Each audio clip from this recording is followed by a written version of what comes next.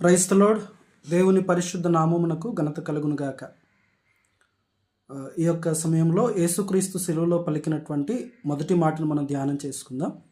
లూకాసు వార్త 23వ అధ్యాయము 34వ వచనం. తండ్రి, వీరేమి చేయుచున్నారో వీరెరుగరు గనుక వీరిని క్షమించుము అని యేసు శిలువలో ప్రార్థన చేస్తూ వచ్చాడు. గత ధ్యానంలో ఇది శత్రువుల కొరకు చేసిన ప్రార్థన మరియు క్షమాపణ కోరుతూ చేసిన ప్రార్థనను నేర్చుకున్నాం.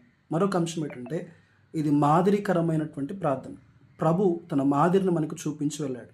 1 పేతురు పత్రిక 2వ అధ్యాయము 21వ వచనంలో క్రీస్తు కూడా మీ కొరకు బాధపడి మీరు తన అడుగుజాడలేదు నడుచుకున్నట్లు మీకు మాదిరి ఉంచిపోయాను అని చెప్పబడింది. కాబట్టి ప్రభువును పోలి మనం నడుచుకోవాలి. ఆదిమ సంఘ విశ్వాసి అయినటువంటి స్టెఫను కూడా తనను హింసిస్తున్నటువంటి వారి కొరకు ప్రార్థన చేశాడు, ప్రభువుకు మాదిరి, ప్రభువును పోలి. కాబట్టి మనము కూడా ప్రభువును అనుసరించి ప్రభువును పోలి నడుచుకుంటూ మనం ముందుకు కొనసాగుతాం.